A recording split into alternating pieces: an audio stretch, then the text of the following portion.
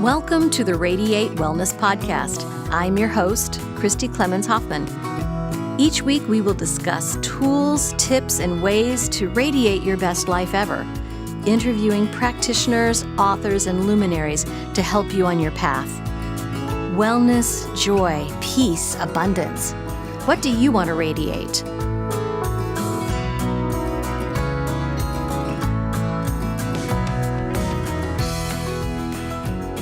Welcome back to the Radiate Wellness podcast. Today we radiate love with Bridget Finklaire, author of The Red Dress.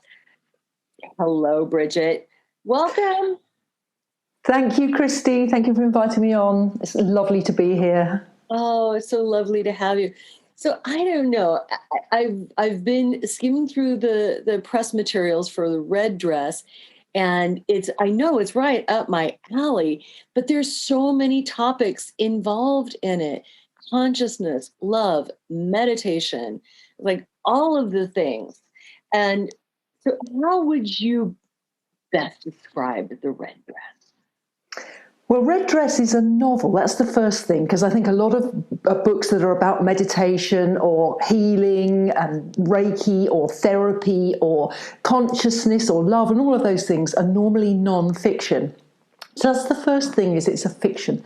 It's set in London and it's funny and light-hearted, and it's serious in places, it's sad in places. There were bits when I was originally writing it where I laughed out loud, and bits where I cried. Not after all the edits, you kind of lose it and you go, what was I thinking of? But the main thing about it, yes, is that it is a novel, but it encompasses all kinds of approaches to, I guess, consciousness and awakening and learning. And for me, that is around love, because as we become more aware and more conscious, we free up space for more love in our lives. And it starts, I think, with loving ourselves. And people think that's selfish. But for me, we've got to love ourselves first. And when we love ourselves, we can then start loving others, radiating that love. We give other people permission to love themselves, and we get this ripple effect. So the character in Red Dress is kind of, loosely based on myself. And it's obviously fiction, but it is based on myself. So she's a 40-something. I'm a bit older than that, but she's a 40-something career mum who's stressed out and not very happy. Her life on the outside seems very successful. She's got a thriving therapy practice. She's a therapist. She works in Harley Street. She's got 2 beautiful kids who are teenagers. She's got the big house and the handsome husband. And she's got what society would say is success. So she then, on top of not really enjoying it and feeling that it's a bit of a hollow victory, and it's all beautiful on the outside and painful on the inside. So now she feels guilty that she doesn't actually value what she has, because she feels that she should be grateful for everything that she's got. And so she's lost herself. She's completely lost herself. And she's kind of beating herself up, because she's going, well, I should be grateful. I've got so much that other people would love. And what's wrong with me? And that sets in motion a whole series of events. I don't think I'm giving too much away by saying that in the first chapter of Red Dress, she meditates. By the way, she's a regular meditator. And I myself meditate and think it's probably the most powerful tool of all the different ones I have, on all kinds of levels. And I would just encourage everybody in the world to find a way that suits them to meditate and just be in stillness. But she's meditating one day and she realizes things are going wrong, and she decides to go and have some therapy sessions with her supervisor.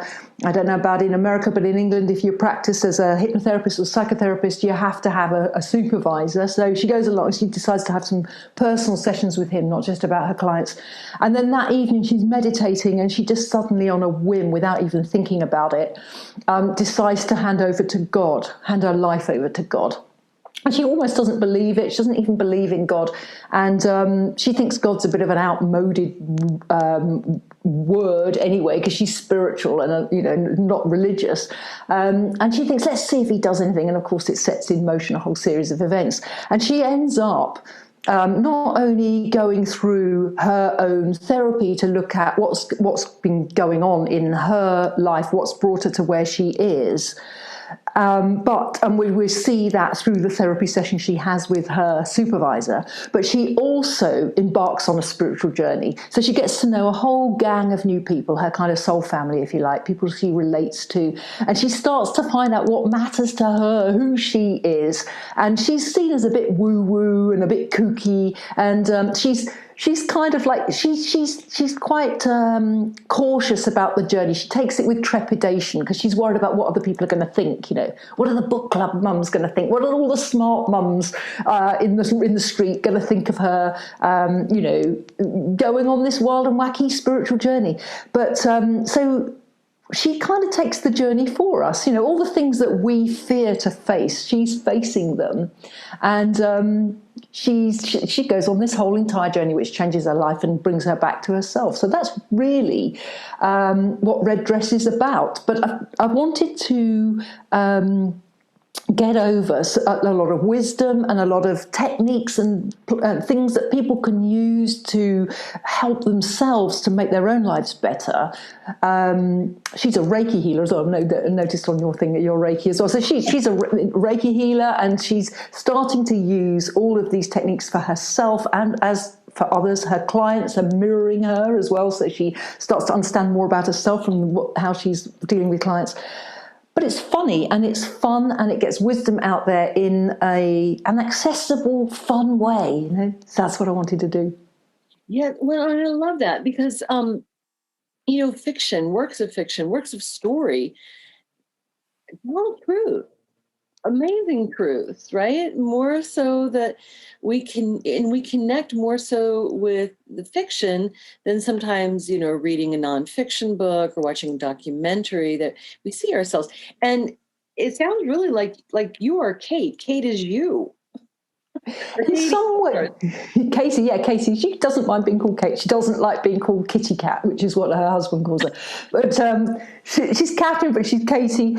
She's Kate as well. I just wanted to pick up on what you're saying about metaphor and story. It was something that I used to use quite often within my therapy practices, to work with metaphor and story. It's a very, very powerful way of working. So I absolutely agree with you there.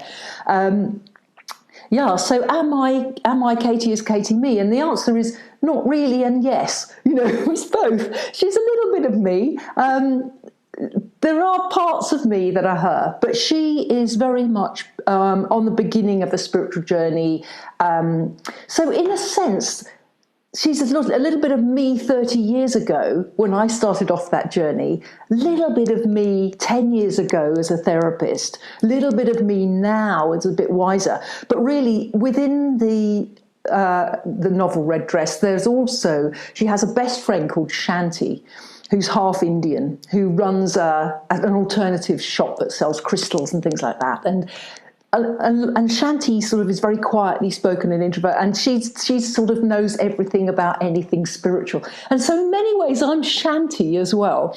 And then she's also got her supervisor, who's a guy called Terry, who's a very straight, you know, psychotherapist who's kind of, you know, reflecting to her.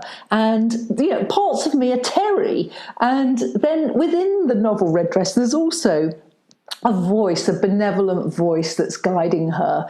And it's sharing these incredible wisdoms with her. And of course, I'm also the voice. So although there's a lot of me in Katie, she's not completely me. And there's a lot of me in other characters in the novel as well. So I love that. Well, you share so much with Katie, and I'm sure you share so much with all of the other characters as well. Being a psychotherapist, being a healer, and being a professional therapist, also a hypnotherapist. That is fascinating because I do hypnotherapy as well. And what type of hypnotherapy do you do, if I may ask? Well, I trained with lots of different people in lots of different ways. Right. Interesting, because I know you did the Dolores Cannon techniques, and I had a very good friend who used to work with that, and I've been the client on the receiving end of that, and lots of similar things, working with the subconscious, taking into a deep theta state, regression to this life, regression to past lives, working with the wise self, working with parts therapies and archetypes. So I did a lot of different training with different people. I trained at Brighton University with an outfit called Uncommon Knowledge, which was very much Ericksonian therapy, Ericksonian hypnotherapy, conversational and stories led, and suggestion and positive future pacing and very NLP-ish, that kind of thing. And then I thought, no, this isn't working for me. So I went and trained in kind of past life regression, and then I trained with Valerie Austin in Austin technique as well. And along the way, I'm also a psychotherapist, and I've also worked with a lot of trauma techniques. So what I love to do is to get to immerse myself completely in that technique, to know it thoroughly. And then I'll start taking and weaving. But you have to know what you're doing before you weave. So you have to kind of know how this thing works inside out. And then you can go, okay, I can put this in here, and I can put this in here, and I can put this in here. I think it's a bit like playing jazz piano. You've got to learn your scales first and learn all your pieces, and then you can improvise. So towards the end of my journey as a psychotherapist, hypnotherapist and healer, and actually psychotherapy was going further and further away, because the techniques we can use in hypnotherapy and other modern techniques as well are fantastic. They're fast, and they get people somewhere, and they fix things and they resolve things beautifully. And what's the point in sitting there talking about stuff when you can get there and fix it? So that was where I kind of got to towards the end, was very much merging lots and lots of different trainings, and also working with the client, because each client has a different presentation. Even if you had 10 clients who had depression, they've all got depression for a different reason. They're all absolutely unique, and not one size fits all. So yeah, that's how I worked. Oh, that's amazing. And you also bring yoga into your practice as well. Yeah, I used to teach yoga as well, sort of just part-time, and I used to use yoga, I don't know what, practice yoga every day. I absolutely love and adore yoga. Unfortunately, I got quite sick after I'd moved here. I burned out, and then I kind of went through menopause, and then I didn't really know what was going on with me, and it turned out it was to do with environmental stuff like Wi-Fi and heavy metals and toxins and molds and stuff, and I had to get it out of my system. So for a long time I was sick. Then I broke my wrist, and so there was these excuses. I can't do yoga. Just got back into my yoga practice now, and I'm loving it. So I really love yoga, and I think it's a very powerful technique for aligning mind, body and spirit. It's the one thing that switches off my mind, because I got one of those minds, meditation does as well, but yoga puts me in my body and I get fully present with it. So I love it. And I think once you get to a point with yoga where you know it well enough, you don't have to go to a yoga class. You can just put I'm very blessed where I live. I can put my yoga mat with a view of the ocean and put some beautiful music on, light a candle, set an intention, lie on that mat, and then you go with what your body wants to do. Gentle, it's gorgeous, and it's really powerful to go back to the roots of yoga, which is union.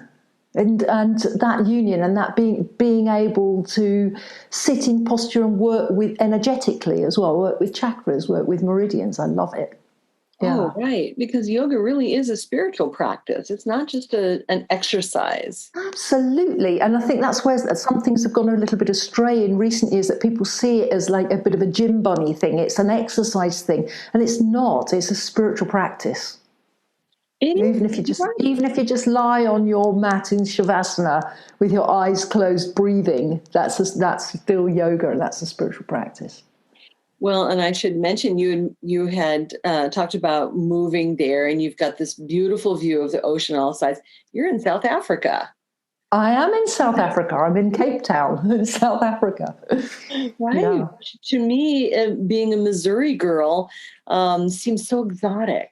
Yeah, it did to me, being a London girl. Do you know what? I was intuitively guided to come here. It's quite a story about how I came here. And I did a training and how to really tap into intuition at will, if you like, and to work with that and to create with that. And in fact, I've taken a lot of that, and I now put that into my own training out there. taken strands of it, again, weaving to create the bone circle. But so I was intuitively guided to come to South Africa. Now, I'd never been to South Africa in my life. I'd never been to Cape Town. And at first I thought it was going to be a holiday. And you must know what this is like when you're a hypnotherapist, or you run your own business, and you've got to put time in the diary. Otherwise you never take any time out, hey? You just keep working. So I put some time out in the diary, and I realised it was going to be kind of July time. It was going to be winter here, so that's no good. So I decided to move that to end of September, beginning of October, which is spring here. So I thought, okay, well, I'll go for 3 weeks. I'll need 3 weeks off. I'm burning out. I'm really, really busy.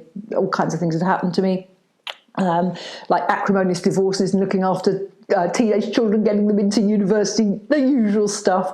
And I thought, no, I'll go and I'll rest on a beach for 3 weeks. And it was a 9-month training, and as the training evolved, it became more and more obvious that really I needed to just rent out my flat in London and move here. And I thought, that's a bit scary, well, I've got to test this stuff. You've got to listen to the voice.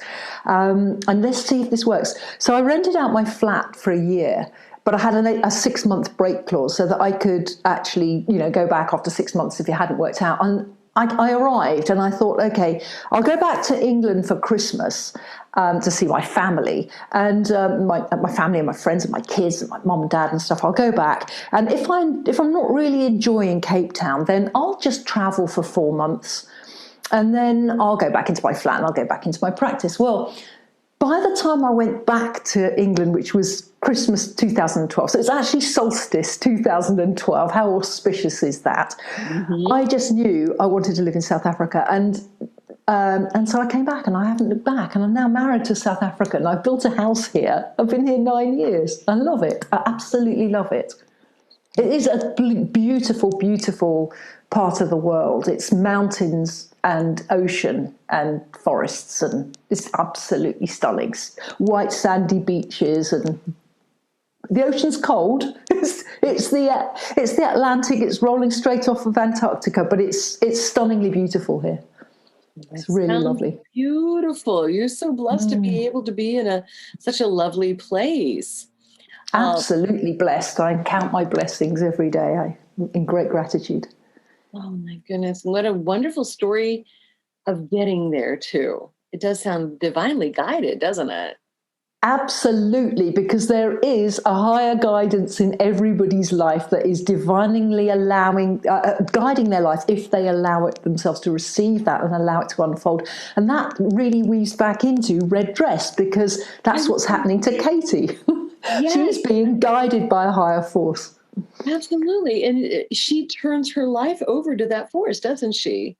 She turns it over without even really understanding that she's done it. But then what happens is all kinds of coincidences happen, and she meets particular people and she does particular techniques or approaches that are always just taking her further and further along that path. Mm-hmm. Well, she does. Wow. There are a variety of forces at play in this book. I mean, channeling, numerology, signs from the universe, Alan Watts, Orison. I mean, so many different things are in this story. Can you talk a bit about how you weave all of these various things into a narrative? That's a really brilliant question. The real answer is I don't know. It happens, doesn't it? I think when you're in the creative process, you choose what you want to create, and you hold that vision. Whether you're cooking a supper for somebody, or you're doing a session with somebody, or you're doing something in your garden, or you're baking a cake, whatever it is or we're doing a painting or playing a piece of music, whatever we're doing creatively, we kind of know vaguely what we want to create. And then there's a serendipitous process that takes place. It's not as easy as that, because there's obviously hard work, and you have to sit in front of the computer and type every day and write every day and then edit and polish and learn and grow.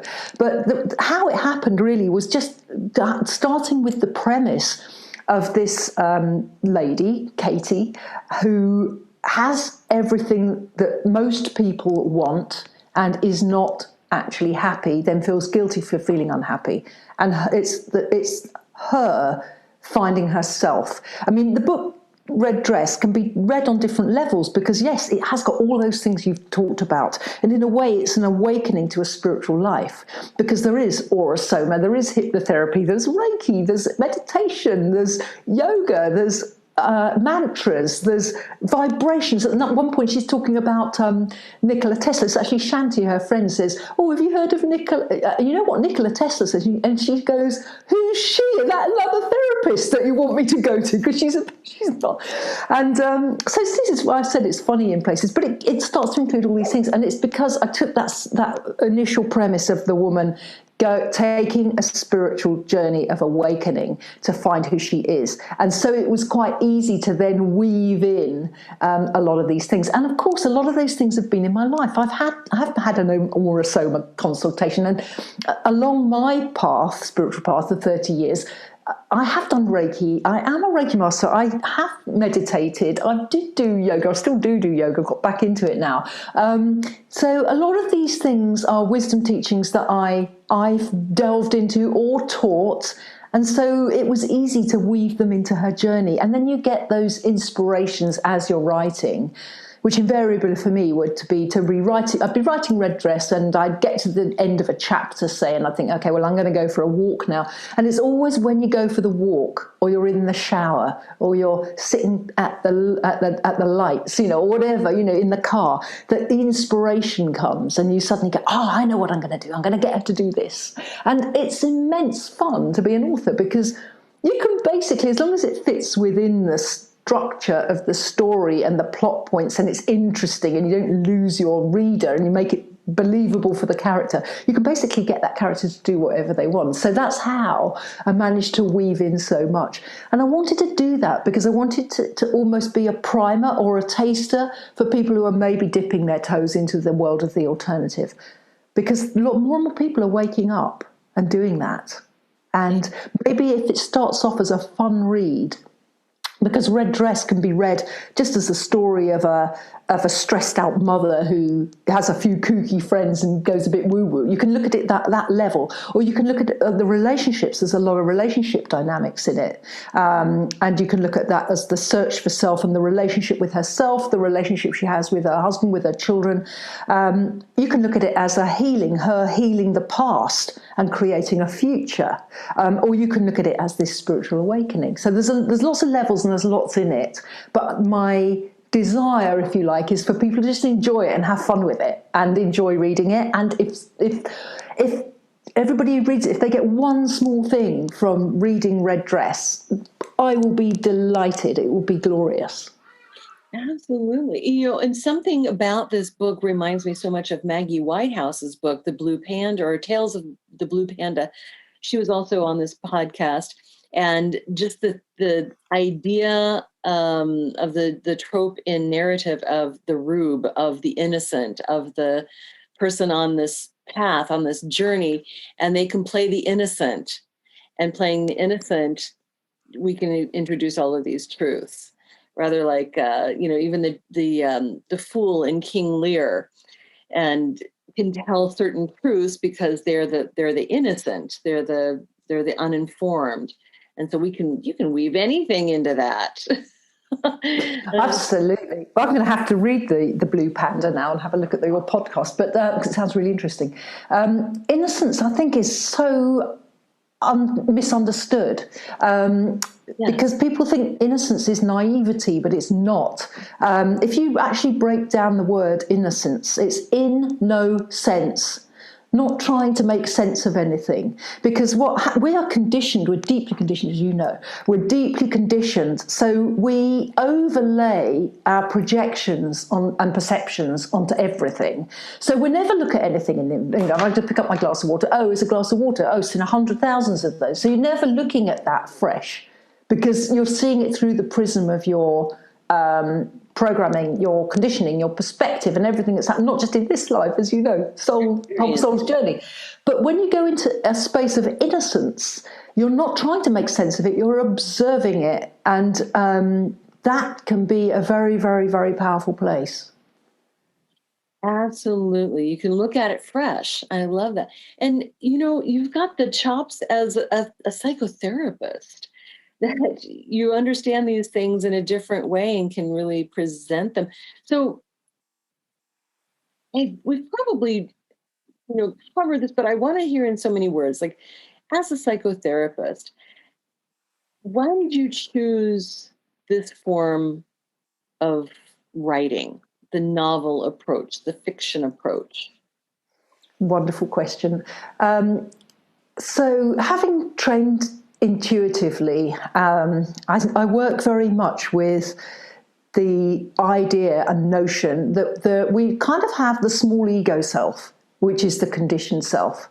And we also have a greatness or a greater self, which is our luminous self, the soul self, And often the smaller self wants to keep us safe. It wants to keep us safe in the world, and it wants to keep us small. And if it had been up to my smaller self, I would not have written a novel. I probably wouldn't have even written a book, let's face it. But I was being guided and guided and guided, and we have to listen to guidance. This is the biggest lesson, really. And so many women have got that intuitive voice within and don't listen. And it's how many times have people been driving the car and the voice has gone, turn right, and you go, no, that's the long way round, I'm going straight on, and you go straight on and there's a car accident, you can't get through and you're late for work, and you go, wow, why didn't I listen to that voice and turn right? And we've got to learn to listen to this voice because we all have that intuitive voice. So yeah, my intuitive voice was telling me over and over and over, you're going to write a book. And this has also been confirmed by friends and people around me. Oh yeah, you've got to write a book. And if I had been up to the small self, I would have written, 7 spiritual steps to awakening or something like that, or something, would probably be a nice book. And interestingly, I probably will end up writing a book called The Bone Circle, which will be a non-fiction and a factual book. But that's not what I was guided to write. So every time I went into meditation, every time I got in touch with my intuition, every time I tuned into that, every time I sat with it, I got, no, you're going to write a novel. And my response from the small self was, are you kidding me? I don't know anything about writing a novel. I'm a psychotherapist, not a writer, so it was kind of like quite scary. And in the end, I thought, no, I'm being pushed to do this and I have to do this. And so that's how it started. And it started with me going into a deep meditative state and connecting with my own intuition and my own greater self. And then I literally opened my eyes and started writing. Now, what was written at then was sort of drivel, but it was kind of like it started off as set in London. She's a therapist. I was thinking, no, this is too close to home. Support for the Radiate Wellness podcast is made possible in part by listeners like you. Would you like to support this podcast? Visit radiatewellnesscommunity.com/podcast for more information. So yeah, the writing process for Red Dress sort of went, you've got to write a novel, are you kidding? And then eventually I said, okay. And it was winter here and it was raining and it was freezing. And I wasn't living here, I was living in a rented place. And so I sat there, with blankets on and fingerless gloves and went into meditation and connected with my greater self, connected with my intuition, opened my eyes and literally started typing. And it started off, and the setting was London and it was a therapist, and I was thinking, this is a bit too close to home, but the voice inside was going, no, just keep going, just keep going, just keep going. So I did, and it took me a couple of years to finish that manuscript. But at the end of it, that's not really how you write a novel. You've got to look at plot points and structure, and you've got to look at characterization, and there's all kinds of ways, things and methods, and things that I had to learn about writing a fiction and a novel. So it was then kind of back to the drawing board to learn how to put plot points in place and how fiction is written, and look at the structure of fiction to then completely take that story that was written intuitively and turn it into something that was exciting and accessible and entertaining and that you would want to read and get to the end of. So there was another whole process involved. Oh, absolutely. Yeah. And you've gotten some wonderful reviews so far. I have. I'm very blessed. I think it depends on the reader. Red dress, as I said, it can be taken at different levels, but ultimately there is quite a bit of spiritual content in there. And anybody who's even a little bit open to that will enjoy it. People like yourself who are really, as you said, it's up your alley, you're going to just love it because you'll get all the in-jokes as well, because there's some quite funny bits there, like the Nikola Tesla. But I think there's possibly one or two people who really, really don't believe in God, really don't believe in anything spiritual, don't believe in anything that's soul, or, all there is life and then you die. Those kinds of people are probably not going to maybe rate it quite as well or give it such a good review. But if the people who've given Red Dress a wonderful review have really enjoyed the spiritual aspects, which is what I wrote it for. So I'm happy with that. Wonderful. It's my hope, Bridget, that someone who's just got a toe in the water, or maybe just like a crack in the door, that this book will open up things for them, open up doors, and really shine a light on some things, some truths that they maybe weren't looking at, but maybe need to. So hopefully your book can open things up for some people that would enjoy it and would open up to a bigger, greater aspect of their life. So Totally. That's really one of my motivations for writing it, was to make it accessible and fun for those people who are just dipping the toe in, just maybe going and having acupuncture or reflexology, or maybe thinking there's something more, but have been afraid to take that journey. I hope that absolutely sincerely that reading Red Dress opens that door for them and enables them to have the courage to continue on that journey. Absolutely. So it says here in your materials, Bridget's intention is to awaken people to a higher purpose and a more joyful and harmonious life. She does this through creating awareness, providing a higher path of consciousness, teaching how to tap into intuitive wisdom, and setting up support groups that can work together powerfully to create positive change. Her favorite saying, I love this quote: if you want to go fast, go alone. If you want to go far, go together. And so I believe that is so much of it. And I do want to talk a bit about these groups that you have formed. There's a study on the Keys of Enoch and the Book of Knowledge. So how long have you been doing these study groups? Well, Book of Knowledge, the Keys of Enoch. The Book of Knowledge, the Keys of Enoch is one book. Got it with me. I normally have it with me, but it's actually in my other office. It's written by Dr. J.J. Hurtak, and it was written in 1973. I call it a teaching rather than a book, because it's incredible, absolutely incredible. And I came to it, I think it was around 2006, 2007. So sort of 14, 15 years I've been studying this teaching, and I love it. It's very uplifting. It's very positive. It sets out a vast cosmology. It explains, it's future science, so it explains the science of spirituality and what we need to be equipped to go on into the future. It's about awakening consciousness. The keys are opening the locks within our consciousness mind. It's written on many levels. It's multidimensional. So every time you go back to something, if you've studied it already, there are 54 keys in that original book, and then there are new keys coming out. But and they're each keys to future science. And each time you study one of those keys, you think you've just about got there, because it's quite dense to understand. It's, you have to go to a study group really, and then when you look at it again, maybe a few years later, you go, oh no, there's a completely different understanding of it. I absolutely love and adore it. So I've been studying, as I said, for about 14, 15 years. I'm a baby to, there's people who've been studying 30, 35 years that I'm sort of involved with. And I've been teaching, well, just before I left London, I started teaching. So I've been teaching for about 10 years, 9 years properly. And now I teach a study group every Tuesday evening. And I'm also, but the Keys is part of the Academy for Future Science. So there's other texts that we study. So I'm also, hold a space for a study group on one of the Nag Hammadi texts, scrolls, which is the Pistis Sophia, which is wonderful because that's the personification of faith and wisdom, and she's the divine feminine.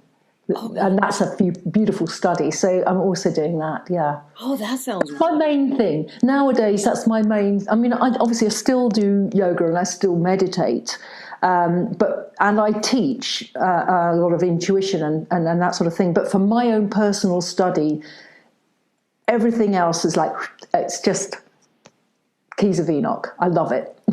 Oh, that is so wonderful. And then you've also designed the Bone Circle. Can you talk a bit about that? Yeah, the Bone Circle is, I'm just in the process of upgrading it, so it's going to be even more amazing. But it basically, I wove it together about 3 years ago. What happened is I had a friend, I've actually had a couple of friends who, their lives were not really working out, and I could see why. And I'd moved away from therapy when I left England. I kind of go, okay, my life as a therapist and a hypnotherapist, though, obviously I still see the odd client and I have done the odd bit of work, but I don't really do that now. I'm a spiritual teacher and an author.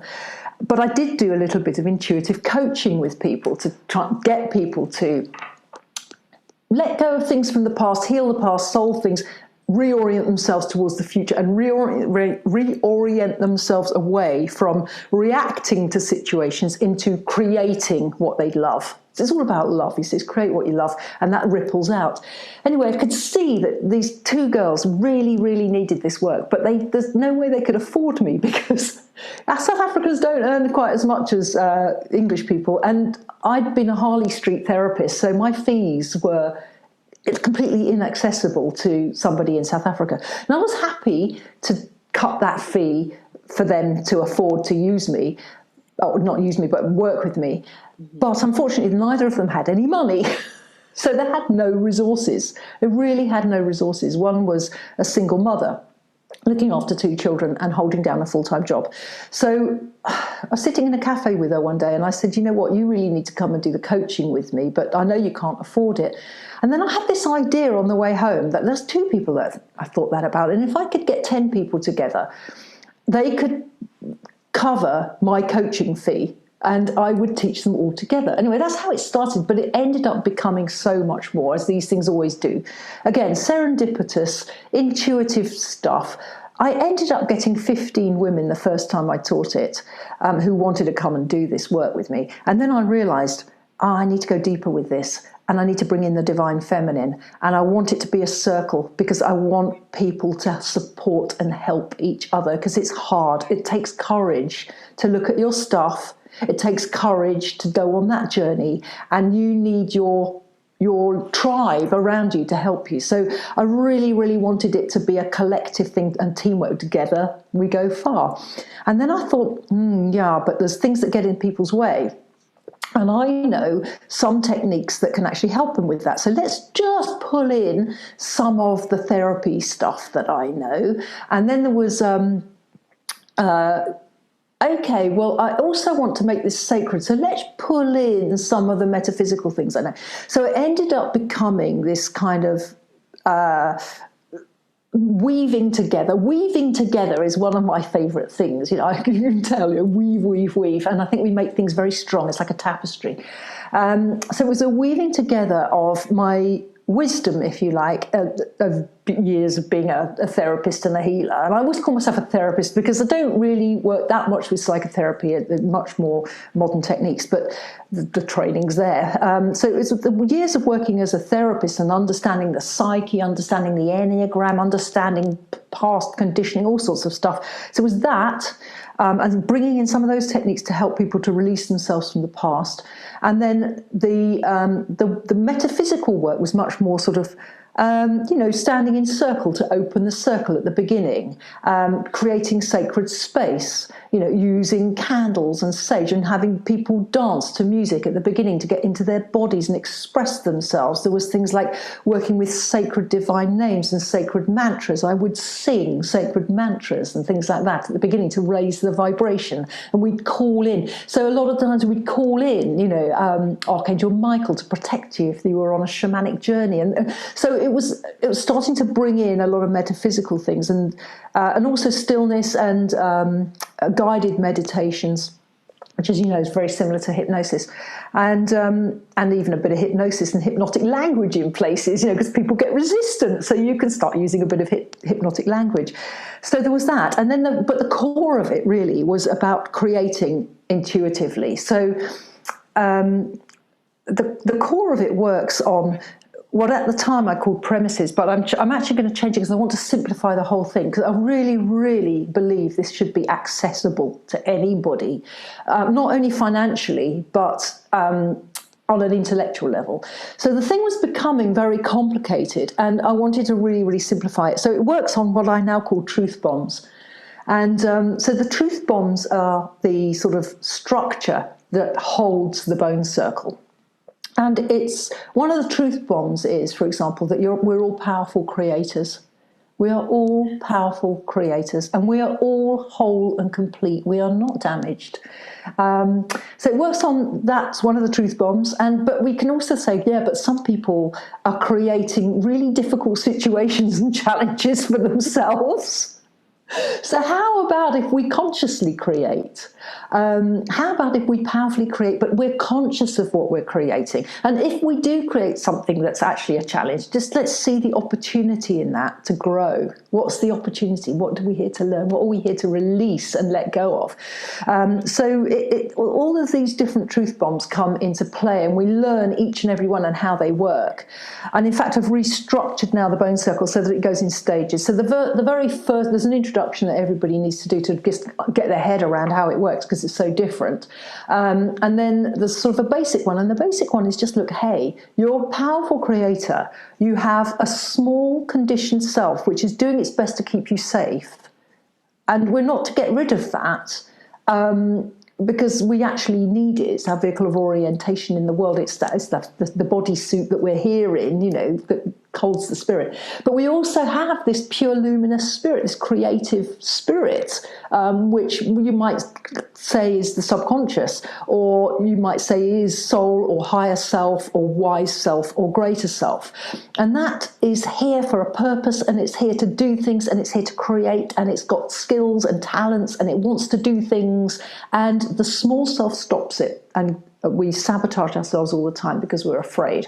So it's about the very first basics of the bone circle is learning that you've got these two aspects of self. It doesn't mean that you're divided or schizophrenic. It just means you've got two aspects of self, which kind of goes back to what Eckhart Tolle says, isn't it? When he goes, well, who is the I that's observing, the one that's depressed?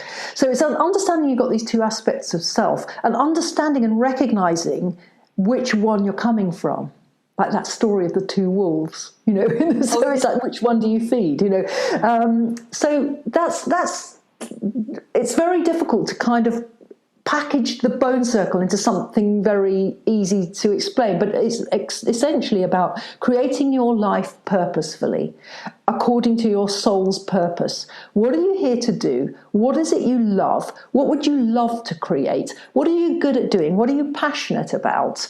And what's stopping you? And that's where the therapy bit comes in, because that's what stops us. So it's about releasing what's stopping us and learning to tune into intuition and create that life that we love.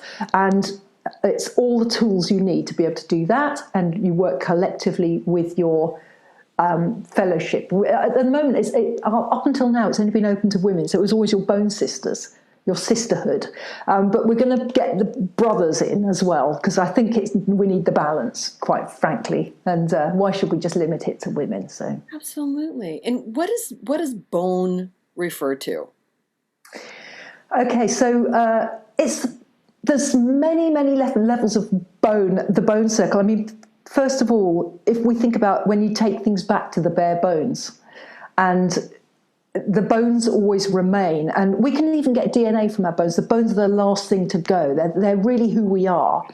And also, if we think about shamans in Africa, they throw the bones to predict and use intuition.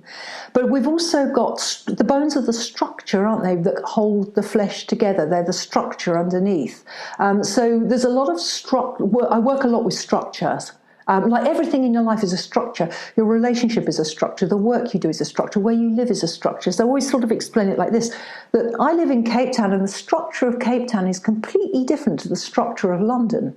So I can go walking on the beach because I live in Cape Town. I can't go walking on the beach in London because the structure doesn't support it. So there's a lot of things about structure, and the bones are about structure. And it's about getting back to the bare bones and the bones of who you are. And you feel it in your bones when you feel intuition. So actually worked with my daughter, who's wonderfully creative, around creating intuitively the name of the bone circle, and it was just resonated. You know, when something has a ring to it, it resonated, and I loved it. And then afterwards, one of the books that I recommended that they read, the women that were doing the training with me read, was Women Who Run with the Wolves. And I thought, I better just dip back into this text. I haven't read it for years, and it goes on and on about the bones and the digging in for the bones, and I think, oh my goodness, is this confirmation that I've got the right name for the bone circle? So, and it absolutely resonates and works. So that's why it's the bone circle. I suspected as much, but I wanted to hear it from you directly, and that absolutely makes sense. Now, you also have a blog. Can you talk a bit about your blog? Yeah, I can. I need to get back to my blog. I've been kind of writing Red Dress, and I'm also about a third of the way through the sequel of Red Dress. And there's a trilogy, so there's a third book, and there's a fourth non-fiction I need to write. So my writing time is being taken up with books, and now, of course, promoting Red Dress. So the blog, I have to be honest and put my hand up, it's out of date. I think the last post was about 5 years ago, but it's called Love is the Way. And it's really... We called this Radiate Love today. That's Radiate Love, all about love. And it's really a lot of personal musings. And what I found was, I just thinking, oh, this is just my personal story. I'll just write about that, because you say, write about what you know, write about what interests you. And that's all I was doing, was observing and writing. And then people were saying, hey, that I really relate to that. I really resonate with that. And so we're really enjoying the blog. There's one that I wrote 5 years ago, actually, about the menopause, which is everybody's now suddenly starting to talk about it and going, oh, God, this is amazing. We are experiencing exactly this. This is amazing. But it really is, I only write that blog when I get inspired. I'll get inspired to comment on something. Maybe at the moment I'm quite passionate about the rise of the feminine and the rise of women, and what it is to work with the feminine archetype, which is all about, connection and nurturing and supporting and caring and compassion and creating and wisdom and all kinds of wonderful aspects of the divine feminine, which I feel a lot of people have negated or rejected, because it's not fashionable, to like those kinds of things. But I think it needs to come back, and it's coming back. And this is where the world is going. Again, if you want to go far, go together. And to go together, you have to have teamwork. And to have teamwork, you have to understand and have intuition and be able to tune into different people and be able to be open and support each other. And so I'm quite passionate about that. And if I had time, I think that's what I would be writing right now, about how there are powerful women out there doing incredible things. You're one of them, Christi. And it's beautiful to see them. And we're waking up. Women are waking up to embracing themselves and doing powerful things. And that together we rise, and it's time. So that's what I actually, if I had a bit of spare time to my life, I can't write that right now. But I will get back into blogging at some point. But please take a look, because they're not long, boring, drudgy things. They're nice little short pieces, and I think you'll enjoy them. And there's quite a bit out there, quite a bit for us to read. And we can find all of that about the Love is the Way blog, the Bone Circle, your books, even media and events and news and views at Bridget Finklaire, FINKLAIRE.com, which is your website. Is there anything else you think that we should know that we haven't talked about, that we haven't covered, that you wanted to mention? Goodness, I don't know. Just that Red Dress is being launched in America on the 1st of August this year. You'll be able to buy it at Amazon, Barnes & Noble, anywhere that books are sold, really, or you can go to John Hunt Publishing's website, and it's there. Please do take a look. I think you'll enjoy it. It's a fun read. It's entertaining, and there's a lot of wisdom in there as well. And my wish really is for that book to go out so that people can awaken, to open that door, as you said earlier. So please do sign up for my newsletter as well. It's not one of those big, long, frequent newsletters I write when I'm inspired, but you will get book news and book launch news. And if I'm doing any readings, I probably have to be online with the current lockdown situations. But if you want to hear some of that or follow me on any social media, Bridget Finklaire is an unusual name. You'll find me. But please go to my website and sign up for book news, signings, all of those things. Exciting. I'm so thrilled for the launch of your book. It's a fun read, so much involved in it. You're absolutely delightful to talk to, Bridget. Thank you so much for sitting down to talk with me. I appreciate it. It's my absolute pleasure. It's been delightful. Thank you, Christi. You're wonderful. You've been a wonderful host.